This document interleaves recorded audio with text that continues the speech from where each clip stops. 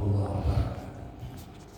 Al-Fatihah. Anallaha yaftahu alaina futuhal arifin wa yufaqihuna fid din wa yarzuquna kamalal ikhlas wal yaqin summa ila arwahil aimatil mujtahidin wal ulama'il amilin wa masyayikhina fid din wa waliyil hadirin ajma'in. Anallaha yaqbalu minal jami' wa ya'fu 'anil jami' wa yuslihu sya'nal jami' fid din wad dunya wal akhirah wa 'ala kulli niyatin shalihah wa ila hadratin Nabi Muhammadin sallallahu alaihi wasallam. Al-Fatihah. A'udzu billahi minasyaitonir rajim. Bismillahirrahmanirrahim. Alhamdulillahirabbil alamin arrahmanir rahim maliki yaumiddin. Iyyaka na'budu wa iyyaka nasta'in. Ihdinas siratal mustaqim. Siratal ladzina an'amta 'alaihim ghairil maghdubi 'alaihim waladdallin.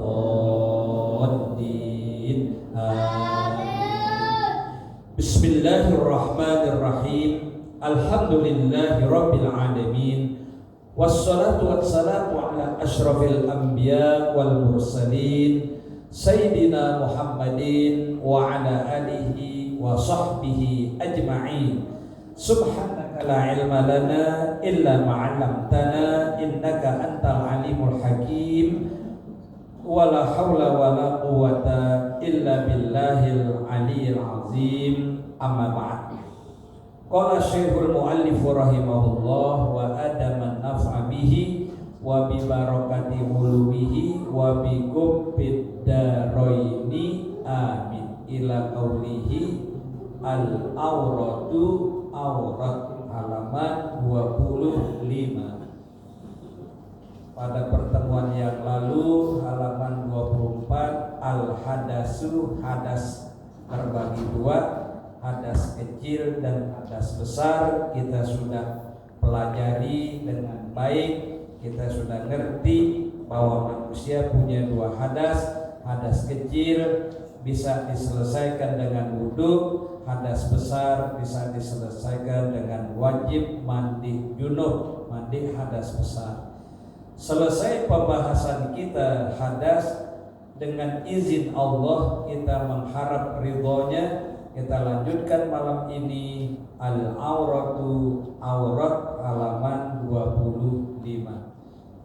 Hadirin jamaah yang dimuliakan Allah, segenap para asatidz, para orang-orang tua kita, jamaah kita, anak-anak kita sekalian, wabil khusus di KM Mushola Nur Hidayah Al-Karam Bapak Sudarmanto, Akhir Nafsat Amir, Haji Mahmudi, Haji Nasun, Pak Zubair, kemudian ada Ustaz Abdurrahman, Zainal Abidin, kemudian Pak Wahyudi, kemudian ada bapak-bapak lainnya yang banyak hadir malam ini. Teriring doa, mudah-mudahan yang hadir malam ini Allah panjangkan umurnya, Allah sehatkan badannya, Allah berkahkan hidupnya, Allah luaskan rezekinya, Allah pelihara keluarganya, dijauhkan dari bala musibah penyakit dan lain-lain. Amin ya rabbal alamin. Hadirin, sebagaimana biasa, setelah kita membuka mata kita lanjutkan untuk membuka mata hati kita dalam kajian kitab Safinatun Najah, perahu yang sukses dunia dan akhirat, yaitu aurat atau tubuh manusia laki dan perempuan. Dalam Islam ada batasan-batasan, ya. Kalau orang barat nggak kenal aurat dia. Kalau udah di pantai dia mau telanjang, dia mau ngapain aja, dia nggak belajar agama dan Allah tidak memberikan hidayah kepada mereka sehingga mereka tidak kenal aurat. Yang belajar aurat ini adalah umat Islam, umat Nabi kita Muhammad sallallahu alaihi wasallam. Al-auratu arba'un, aurat itu ada 4 macam. Aurat itu ada 4 macam. Yang pertama yaitu al-auratu arba'un, auratul rajuli mutlaqan wal amati bis salati ma baina surrati war rukbati. Yang kedua wa auratul hurrati bis salati jami'u badaniha masiwal wajhi wal kaffain. Yang ketiga, wa auratul hurrati wal amati indal ajanibi jami'ul badani. Yang terakhir, yang keempat, wa inda maharimihima wan nisa ma baina surrati war rukbati.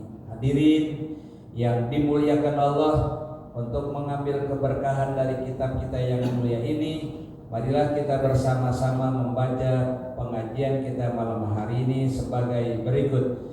Bismillahirrahmanirrahim.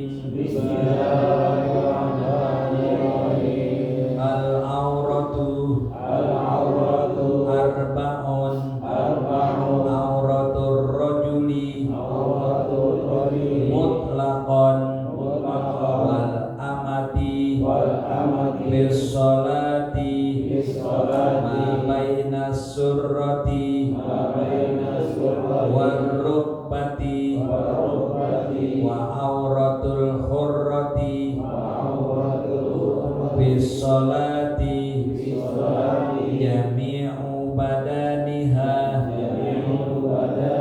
masiwal wajhi wal kaffain wa auratul hurrati wal amati indal ajanibi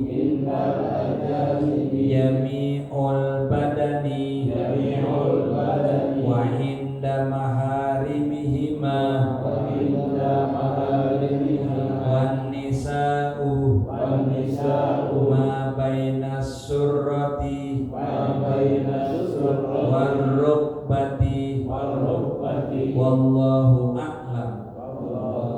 Demikian redaksi kitab kita di dalam menjelaskan aurat laki perempuan, perempuan merdeka dan perempuan budak sahaya. Kita pahami dulu, aurat adalah tubuh manusia laki dan perempuan, yang mana boleh dilihat, yang mana tidak boleh dilihat.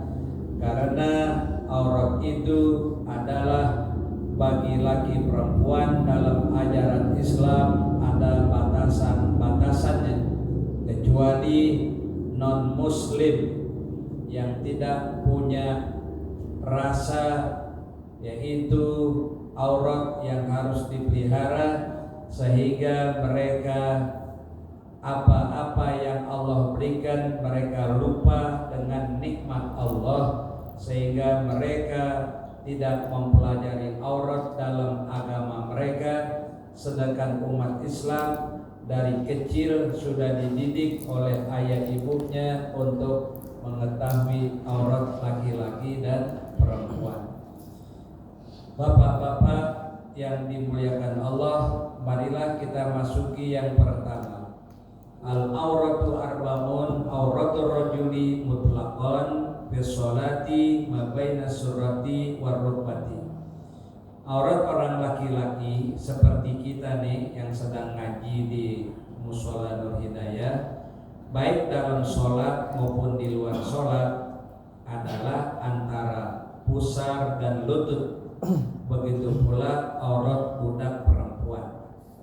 Hadirin, kita nih laki-laki yang hadir, aurat kita yang kita tutup 24 jam ini adalah ada batasannya. Bagaimana yang boleh kelihatan bagi laki-laki? Bagi laki-laki, auratnya yang perlu ditutup adalah antara pusar dan lutut. Dari pusar sampai lutut atau dengkul itu aurat laki-laki. Begitu pula aurat budak perempuan. Dulu ada budak perempuan, sekarang pada zaman Ibrahim bin Adham budak itu dihapus. Dalam Islam budak sudah tidak ada lagi, karena menjaga kemanusiaan manusia laki perempuan itu pada zaman jahiliyah dan di zaman Nabi awal ada budak. Budak itu adalah orang yang bisa dijual belikan, ya. dijual-belikan budak laki-laki abdun, budak perempuan amatun. Kalau kita di rumah punya budak laki-laki udah 3 tahun, kita pengen ganti yang lain, kita jual budak itu kayak binatang deh. Maka di zaman Nabi kemudian lama-lama berkembang syariat Islam, manusia itu di sisi Allah sama, laki ke perempuan ke kedudukannya apa, dia tetap manusia perlu dihormati. Maka dibebaskanlah budak itu sudah tidak ada. Adapun yang ada sekarang jamaah yang ada di Saudi, yang ada di Lebanon, yang ada di Beirut, yang ada di Irak, yang ada di Syria, yang ada di Yaman, itu pembantu-pembantu bukan budak, namanya sekarang disebut khodam, pembantu. Laki-laki khodimun, perempuan khodimah. Disebut bahasa kitanya laki-laki itu adalah perempuan TKW, tenaga kerja wanita, atau TKI, tenaga kerja Indonesia, itu bukan budak. Tetapi hadirin yang dimuliakan Allah, masih ada pemikiran-pemikiran orang-orang tertentu di satu negara yang namanya pembantu itu dianggap budak kayak zaman jahiliyah.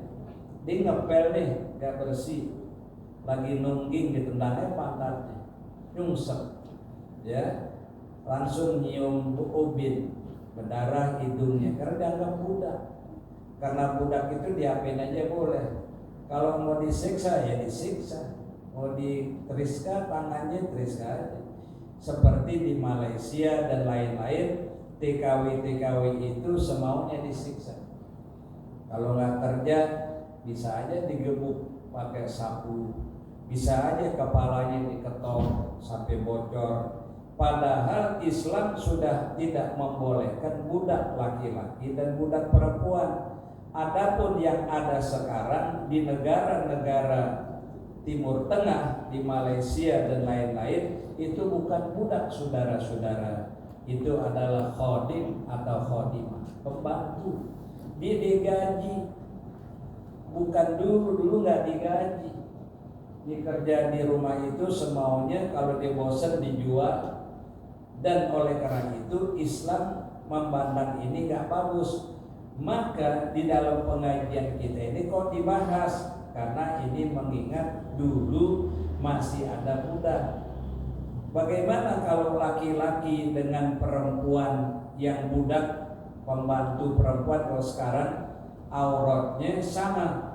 Laki-laki di sholat, di luar sholat itu auratnya antara pusar ke bawah sampai lutut.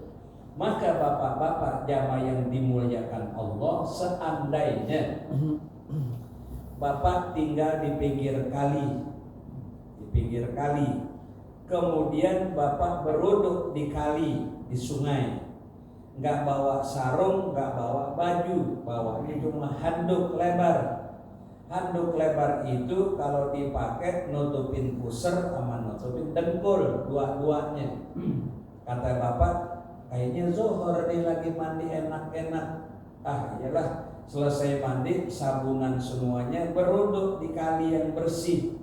Kemudian tidak pulang lagi, dibilang udahlah sholat di pinggir kali aja, nggak bawa sajadah. Saudara-saudara, diambil batang pisang, daun pisang 1 lembar, 1 batang dipotong, ditaruh di kebun di atas rumput, di menghadap kiblat.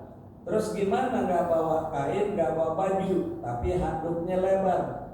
Dia pakailah sholat dengan handuk lebar, di atas pusar 1 cm atau 2 cm, di bawah lutut, di bawah dengkul 2 cm.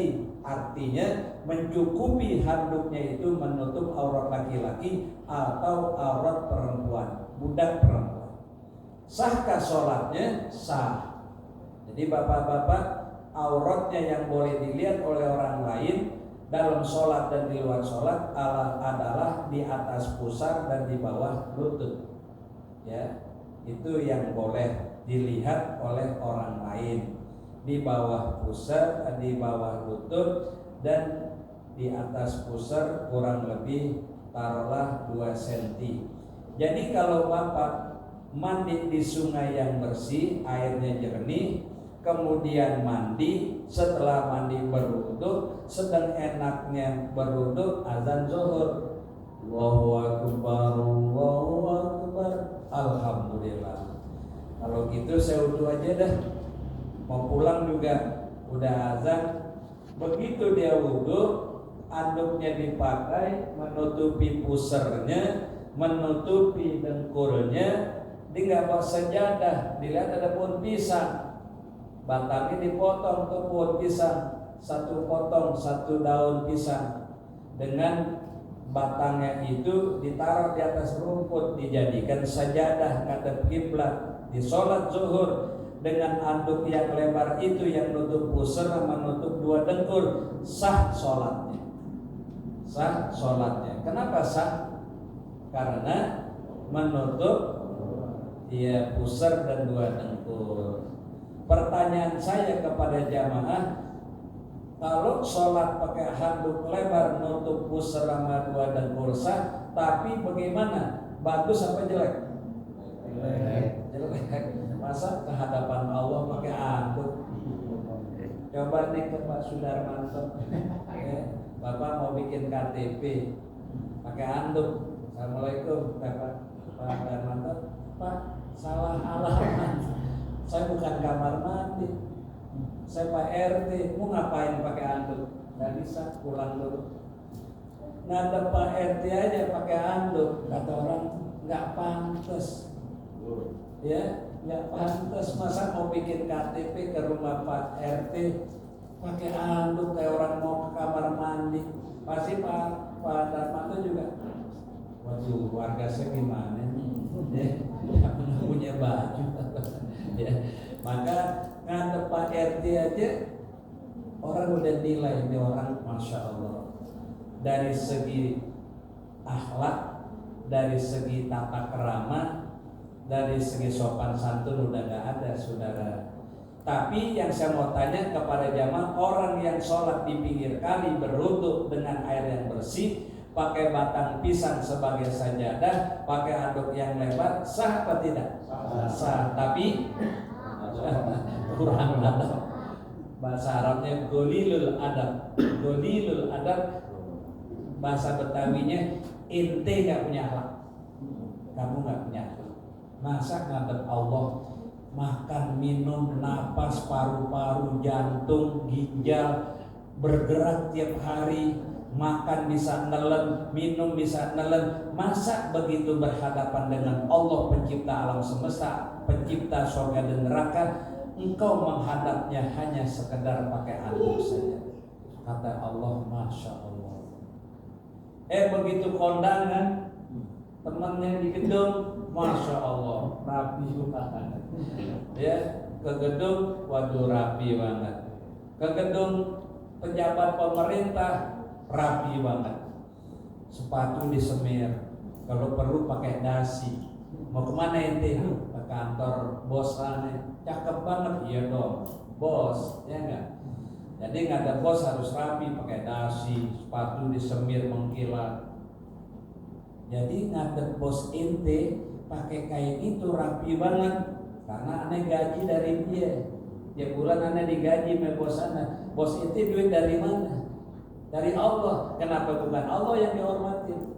Nah, oleh karena itu aurat itu adalah batasan-batasan badan manusia di luar sholat dan di dalam sholat diatur oleh agama. Maka kita ini alhamdulillah supaya aurat kita ditutup antara pusar dan lutut. Kemudian sebagai adab akhlak yang mulia, kita tidak mau kemana-mana hanya menggunakan handuk lebar, nutup pusar aman dua dengkul cukup. Tapi dari segi akhlak, segi adab nggak bagus. Sekarang ilustrasi lagi contoh. Bapak punya temen nih di DPR, ngawinin di gedung. Bapak sama istri atau bapak aja deh, kondangan pakai handuk aja. Gimana? Pakai taksi, tak ke gedung itu tuh, ya. Ke dekat hotel ada teman saya anggota DPR kawinin anak, kok bapak pakai handuk, biarin aja semau saya. Begitu bapak masuk gedung, ruang tunggu kembang yang berjejer dengan musik yang enak, bapak masuk, kata satpam, nggak boleh masuk. Salah masuk bapak, enggak teman saya, yang mana teman bapak ini yang ngawin, nggak bisa keluar pak. Pakai anduk diusir saudara-saudara, nggak pantas kondangan di gedung temannya anggota DPR tapi pakai anduk. Satpam bilang nggak pantas. Kata satpam, wah terlepas nih. Lepas dari gerogol kali, dia belum sembuh kelepas saudara. Nah ini dari agama, aurat itu sangat perlu, tapi menutup aurat itu adalah satu etika, akhlak moral, adab manusia terhadap manusia, yang paling penting terhadap Allah Subhanahu wa Ta'ala. Jelas hadirin? Alhamdulillah. Yang kedua, wa auratul hurrati bisolati jami'u badaniha masih wal wajhi wal kafain.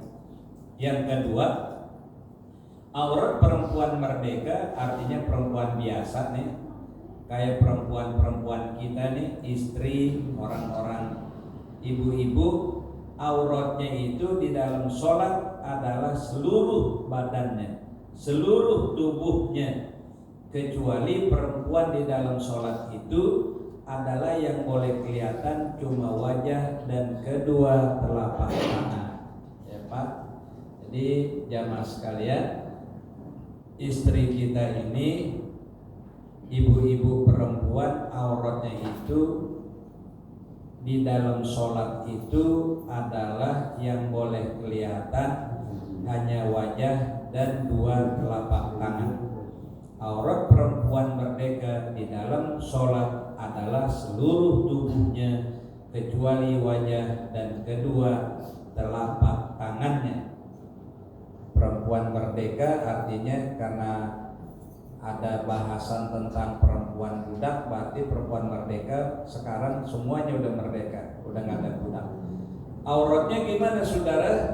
Wanita itu auratnya seluruh badannya, yang boleh kelihatan di dalam sholat itu cuma wajah dan dua telapak tangan. Bahkan dijelaskan oleh Imam Syafi'i dan lain-lain, itu atas telapak tangan ditutup. Makanya ibu-ibu suka beli sarung tangan. Jadi yang ditutup ini nih, atas telapak tangan ditutup pakai kaos tangan yang atasnya aja, yang bawahnya ini, yang telapak tangannya bundar terbuka buat nempel di sejadah. Ini ketutup. Itu sekarang dijual di toko-toko busana muslim.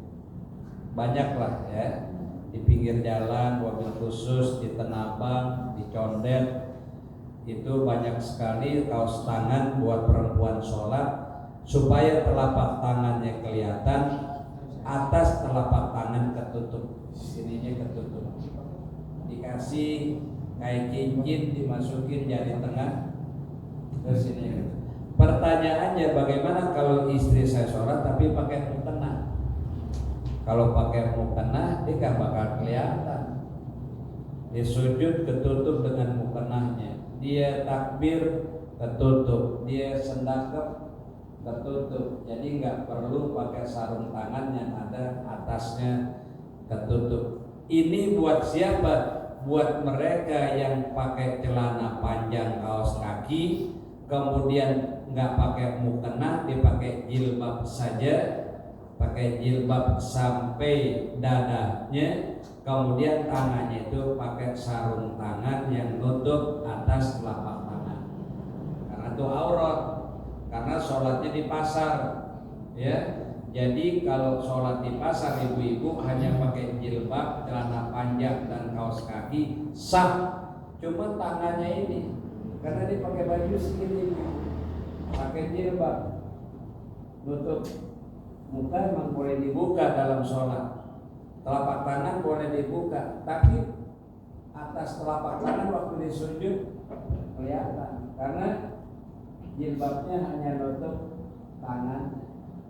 Nah ini agar wanita-wanita itu berhati-hati kalau jalan-jalan ke pasar pakai jilbab biasa. Kalau dia sholat itu hendaknya ada sarung tangan yang nutup atas telapak tangan. Berbeda dengan bapak-bapak yang istrinya kemana-mana bawa mukena, lebih aman. Itu manfaatnya tas bagi perempuan itu kalau kemana-mana bawa 3. Di bapak-bapak nih yang punya istri nih, tasnya agak sedang. Jangan dompet doang dibawa sama HP beduit. Bawa tas, masukin Majmu' Syarif yang Yasin, ada Ar-Rahman, Al-Waqi'ah, Al-Muluk, Al-Kahfi. Ada doa-doa itu namanya Majmu' Syarif yang kita punya di rumah tuh. Kalau habis orang tahlil kita dibagiin satu-satu ada fotonya. Itu bawa tuh perempuan kalau kemana-mana di tas. Dua apa dibawa? Kalau perlu perempuan kemana-mana bawa tasbih yang dari teman tuh hadiah pulang umroh, dibagi tasbih. Kalau nggak dibeli, nggak dibagi, beli di toko-toko itu jual tasbih harganya ada yang 10.000, beli. Yang ketiga apa, perempuan kalau jalan mukena, jangan ditinggal. Kadang-kadang semua dibawa, ya, roti dibawa, air dibawa, terus bedak dibawa, minyak wangi dibawa. Mukena nggak dibawa. Pas mau sholat nggak? Nggak bawa mukena. Begitu gampangnya untuk berhadapan kepada Khalik pencipta langit bumi surga neraka. Kita gampang, kita sholat zuhur nggak dulu nggak bawa mukena. Astagfirullahaladzim. Ini gampang banget. Padahal pertama kali manusia di akhirat bangun dari alam kuburnya menuju padang mahsyar, awwalu ma yuhasabu bihil abdu yaumal qiyamati as-shalah. Pertama kali manusia berhadapan kepada Allah ditanya ibadahnya tentang sholatnya. Umroh belakangan, haji belakangan, zakat, puasa belakangan. Pertama kali manusia ditanya oleh Allah, awwalu ma yuhasabu bil abdu yaumal qiyamah as-shalah, sholat. Kata Allah, saya mau lihat orang sholatnya dulu. Begitu hadir.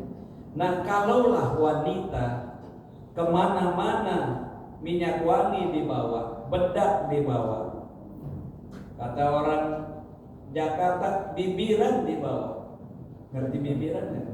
Oh, ngerti bibiran yang buat merahin bibir dibawa. Pas waktu zuhur azan ya, iya. Inti nggak sholat, nggak deh, nggak bawa mukena.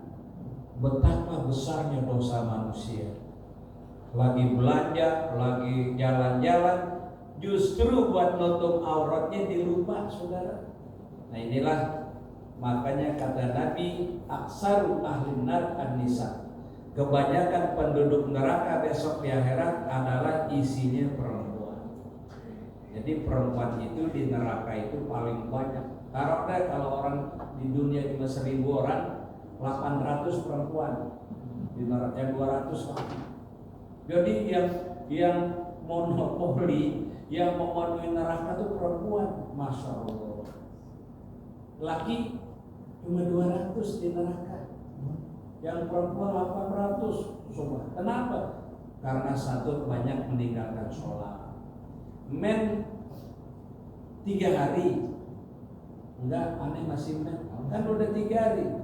Enggak, biasanya ada seminggu. Di sini tak diskon pada.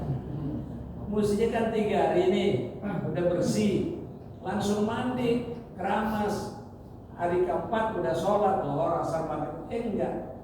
Enggak, aneh kalau head seminggu.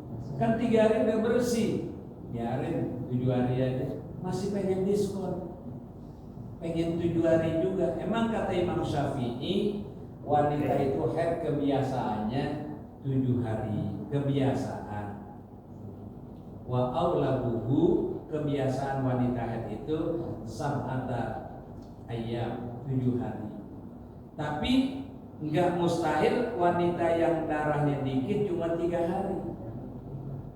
3 hari udah kering, udah bersih, mandi, langsung sholat zuhur, asar. Maka hadirin yang dimuliakan Allah, kalau begitu kata Nabi, aksaru ahlin nar an-nisa. Kebanyakan penduduk neraka di akhirat perempuan. Kenapa? Yang kedua suka melawan suami. Suka melawan suami. Suaminya kasih duit dia 100.000 sehari. Ngomong sama tetangganya, gue sih laki gue pelit. Karena masih 100. Laki gue pelit. Emang lo dikasih berapa? 50. Jadi rezeki yang diberikan oleh suami diingkari, ngomong sama tetangganya. Kalau lo berapa? Lagi beli sayuran di ngobrol sama tetangganya. Kalau gue 50, udah 100. 50 dapat apaan tuh ya, kangkung deh. Kangkung 5.000, tomat 5.000, cabai 5.000. Cukup tuh. Mana cukup? Banyakkan perempuan di neraka meninggalkan sholat dan tidak bersyukur kepada suaminya. Banyak perempuan yang gak bersyukur pada suaminya, maka ini adalah merupakan dosa. Maka hadirin yang dimuliakan Allah, untuk itu kepada kita semua kaum bapak, jaga aurat dari perempuan itu, menutup semua badannya kecuali muka dan 2 telapak tangan.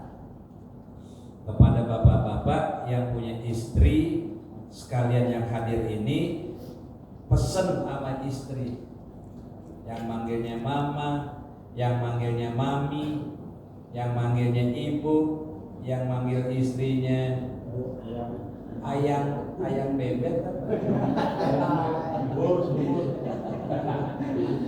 itu ngomong mami, iya, mami mau kemana?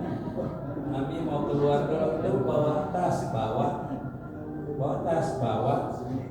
isinya apa? Nah suami ngomong, lama nggak? Ya paling jam 3 sore. Ya Allah, zuhur di mana? Ya di jalanan. Bukan. Sekarang bukan apa? Kecil banget.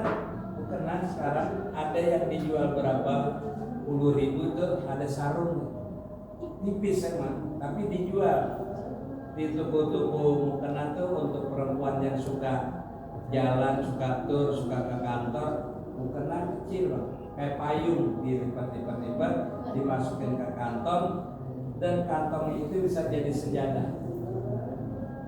Jadi kalau dia sholat, kantongnya dilebarin karena ada buat nempelnya, tek gitu, ditempel lengket. Itu kalau dia mau sholat digelar, jadi sejadah. Dalamnya mau kena.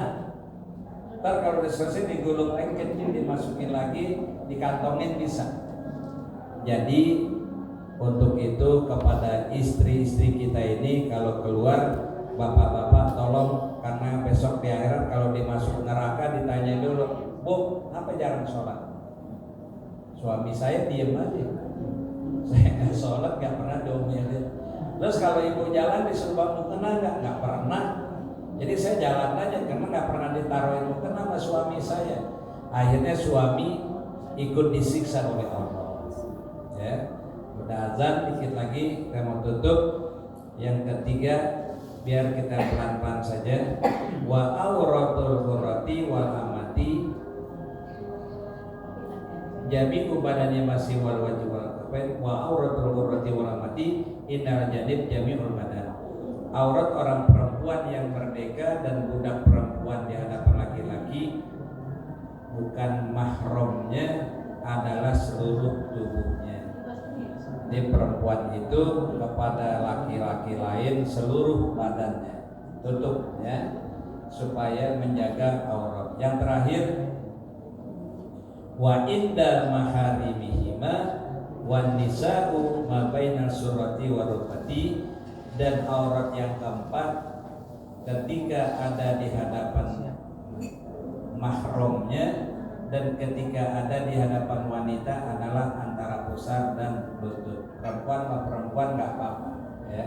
Kalau sama laki yang nggak boleh kelihatan, tapi kalau perempuan sama perempuan perempuan itu auratnya adalah antara pusar dan lutut. Ketika ada di hadapan, bukan muhrim yang bagus, mahram, ketika ada di hadapan wanita adalah antara pusar dan lutut.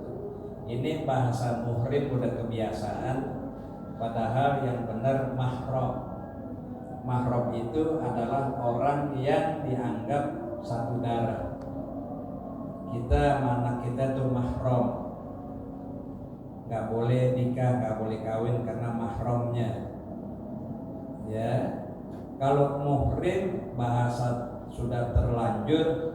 Kalau muhrim itu sebenarnya asal kata ahroma, yuhrimu ihram. Isim fa'ilnya muhrim, berarti orang yang lagi pakai kain ihram. Jadi kalau dibilang muhrim, orang yang lagi ihram. Tapi yang benar bukannya muhrim, tapi yang benar mahram. Mahram itu adalah seorang perempuan dengan kakaknya laki-laki, itu mahram.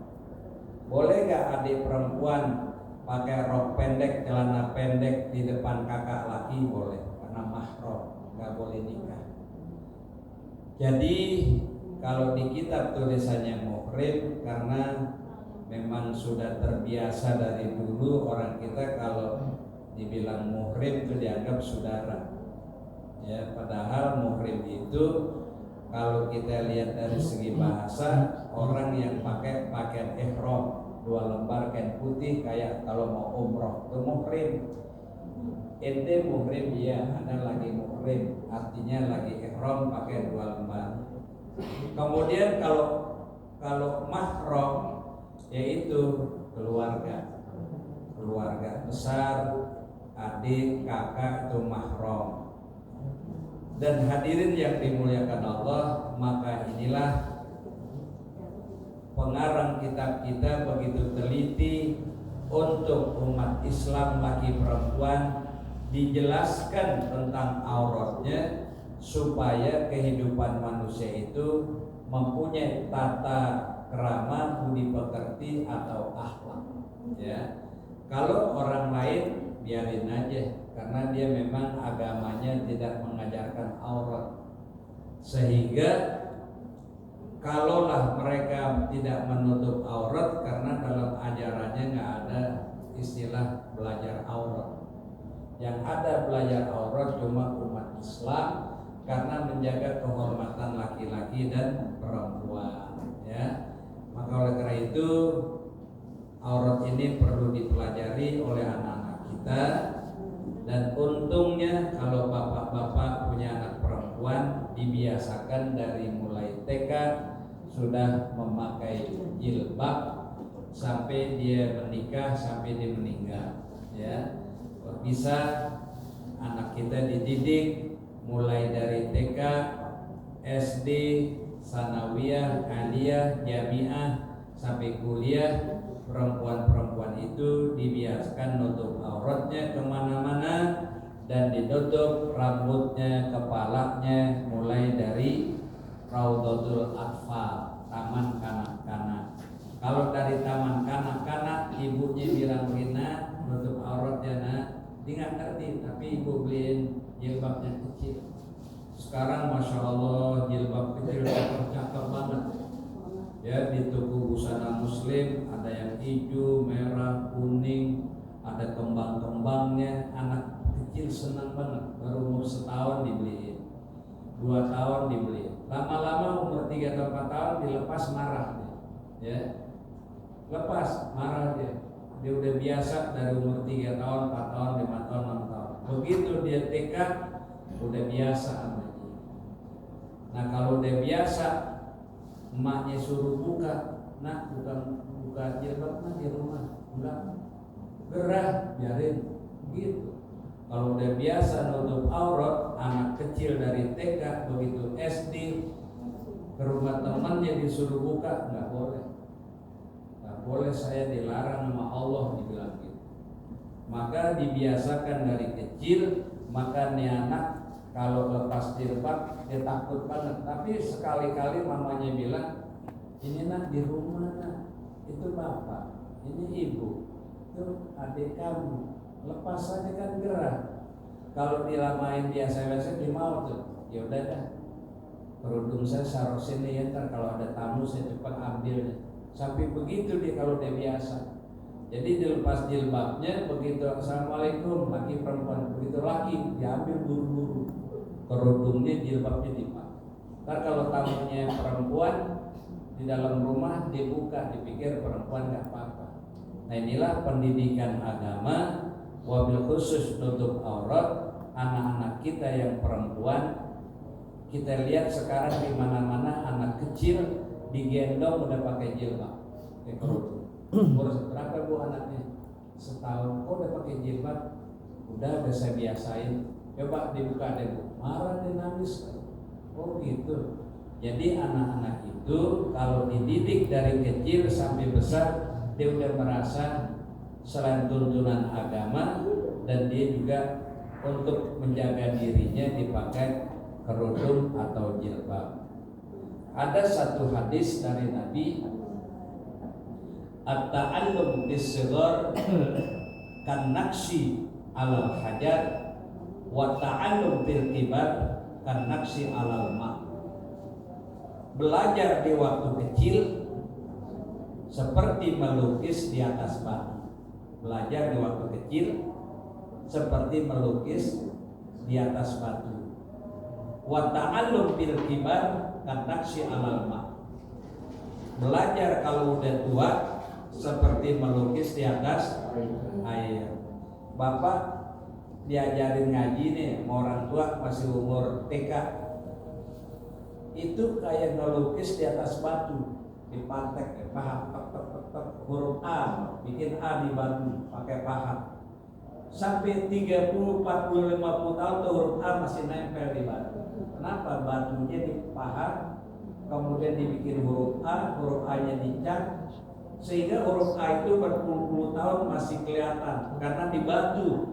Kalau belajar masih kecil nempel seperti orang melukis di atas batu, atau batunya dipahat bikin huruf A itu akan awet sampai 40-50 tahun nggak berubah karena dipahat dan di batu. Tapi kata Nabi, wa ta'allum bil kibar kan naqsi 'alal ma'. Belajar kalau udah gede, belajar kalau udah tua seperti melukis di atas air. Bapak di kali nih, di laut, Bapak bikin dari huruf A di laut. Lagi berenang bikin A, baru tarik mau bikin A udah hilang. Baru mau bikin A satu garis ini jadi, garis ini baru mau bikin huruf A udah hilang lagi.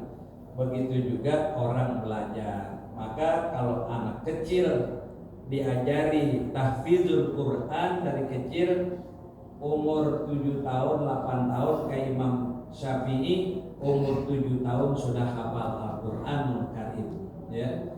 Imam Syafi'i umur 7 tahun sudah hafal Quran, umur 9 tahun sudah hafal kitab Muwatta punya gurunya Imam Malik, dan Imam Syafi'i menjadi hakim umur 9 tahun.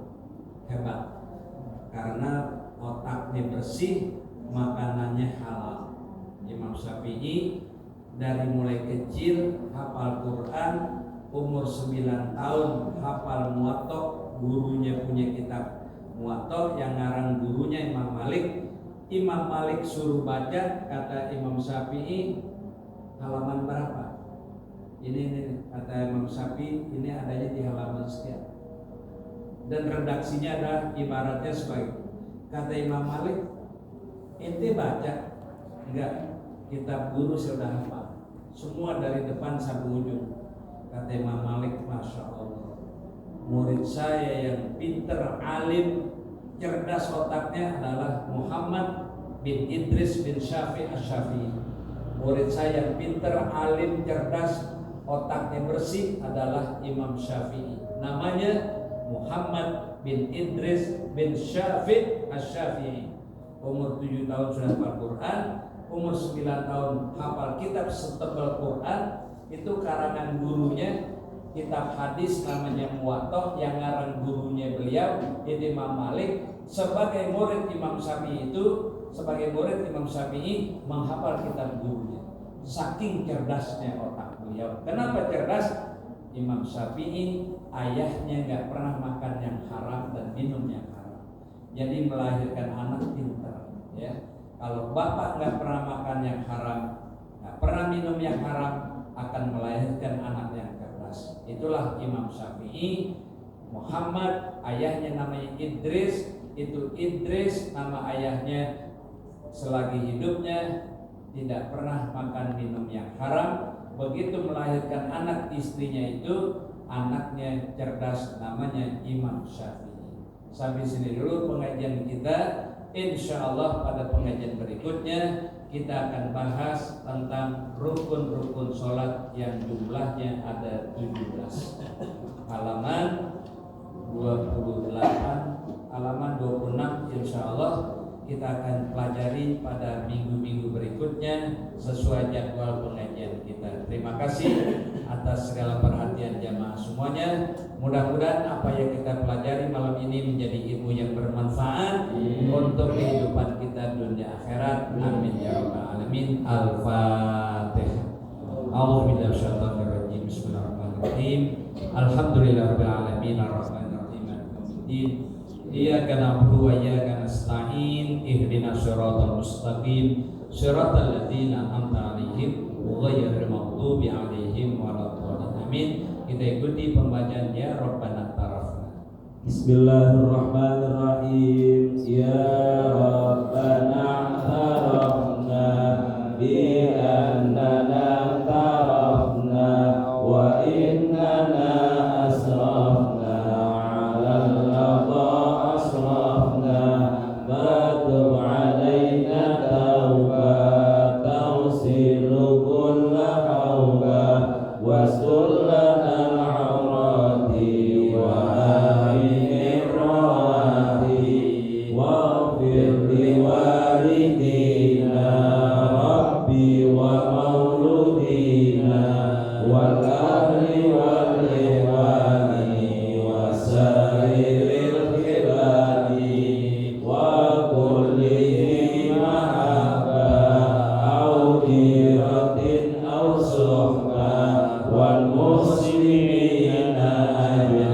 ajma'in rabbi asma' fadlan wa judan manna la iktisabi minna bil mustafa rasuli nahza bi kulli suli salla wa salam rabbi alaihi addal habbi wa alihi wa sahbihi ila tasassi suhbi walhamdulillahi bil bad'i wat tanahi. Al-Fatihah. A'udzu billahi minasyaitonir rajim. Bismillahirrahmanirrahim. Alhamdulillahirabbil alamin arrahmanir rahim maliki yaumiddin iyyaka na'budu wa iyyaka nasta'in ihdinas siratal mustaqim siratal ladzina an'amta 'alaihim ghairil maghdubi 'alaihim waladdallin. Amin. Bismillahirrahmanirrahim. Alhamdulillahirabbil alamin. Allahumma shalli wa sallim ala sayyidina Muhammad wa ala ali sayyidina Muhammad. Allahumma inna nas'aluka ilman nafi'an wa rizqan wasi'an. Allahumma aghnina bil ilmi wa zayyinna bil ilmi wa akrimna bit taqwa wa jamilna bil afiyah ya arhamar rahimin. Allahumma faqihhu bid din wa 'allimhu ta'wil bi rahmatika ya arhamar rahimin. Rabbana hab lana min azwajina wa dhurriyyatina qurrata a'yun waj'alna lil muttaqina imama. Allahumma barik lana fi auladina wa dhurriyyatina wa la tadurruhum wa waffiqhum li ta'atika warzuqna birrahum. Rabbana atina fid dunya hasanah wa fil akhirati hasanah wa qina adzabannar. Wa sallallahu ala sayyidina Muhammadin wa ala alihi wa sahbihi ajma'in walhamdulillahi rabbil alamin.